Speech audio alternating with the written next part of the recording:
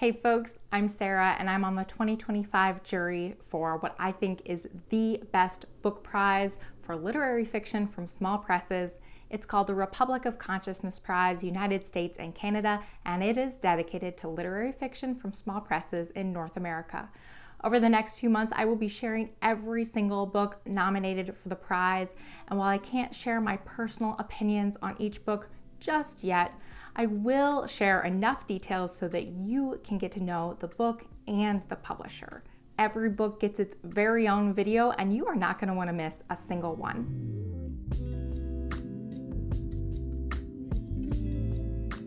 Next up is book number 43, Child of Light by Jesi Bender, published by Whiskey Tit. This novel starts out in 1896 in rural upstate New York.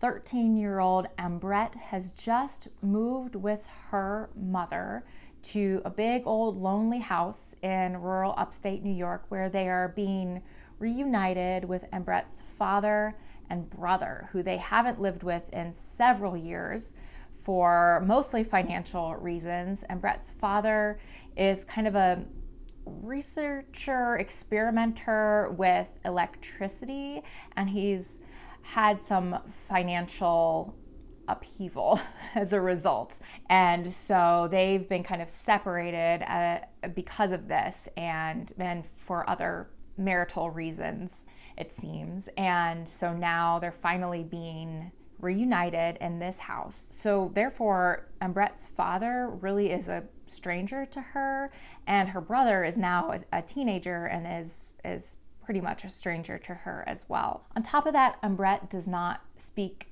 the same language as her father. She is the only one of her family who does not speak French. Her mother and brother can speak French.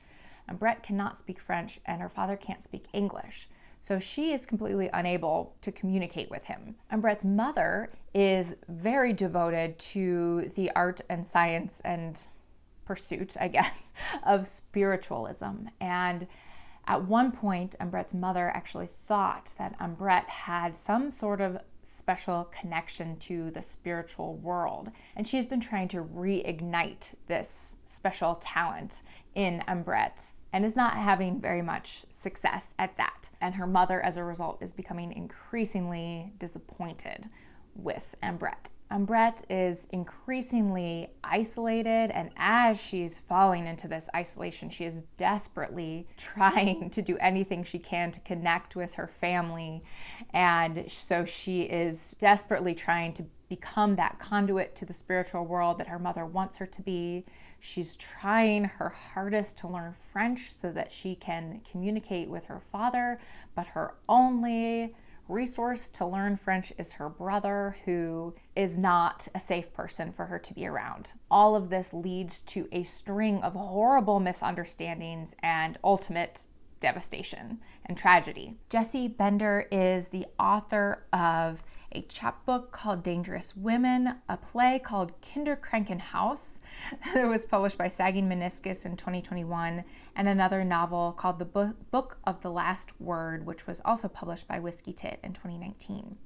And the Brooklyn production of this play, Kinderkrankenhaus, was a top 5 finalist for the Broadway World's Best Off-Broadway Play in 2023. And Jesi Bender also runs Kerpunkt Press, which is a publisher that is a home for experimental work. Whiskey Tit, as they share on their website, attempts to restore degradation and degeneracy to the literary arts. We are unwilling to sacrifice intellectual rigor, unrelenting playfulness, and visual beauty, often leading to texts that would otherwise be abandoned in a homogenized literary landscape. In a world gone mad, our refusal to make this sacrifice is an act of civil service and civil disobedience alike, and our work reflects this. We welcome like-minded readers and writers. This book does something so interesting with the French language. So, as I mentioned before, all of Ambrette's family speaks French, except for Ambrette. And so when they speak French, she understands a few words here and there, but she doesn't understand everything, and she really doesn't understand the gist of it. There are sections where there's text given in French, and then there's text in like lighter font that is given in English with like gaps to reflect Brett's misunderstanding or inability to fully understand what they're saying. So here's a short example where her mother is speaking French and there's kind of gaps given in the English to reflect that Brett is not fully understanding what her mother's saying. Including multiple languages in a published text is a topic that has interested me here and there as I kind of come across different authors' ways of handling it. I've heard interviews with authors who write in English but might include a word or words throughout the novel that are maybe, say, in Spanish. And I think traditionally, a lot of times, a publisher will want to italicize those words in Spanish. And I've seen a lot of interviews with authors who kind of insist that those words not be italicized because I think it creates more distance for the reader than is intended. It kind of like, I guess I'll use the word like others, that Spanish word, if it's Spanish, it can be any language, when they should be just part of the text like any other word. And so that's one example that I've seen of topics in this area of like multiple languages included in one book. And please correct me if I'm wrong, I don't remember for sure, but I think it was Magic Mountain, and I'm sure plenty of other books that was written in German, but then there are passages, like full conversations between two characters in particular, who I believe speak French, and it's written in the original. It was written in French. What do you do as the English translation, where you want to translate everything into English so that English readers who probably don't speak either German or French understand what's going on? How do you indicate within the text that this was actually not in German, this was in French?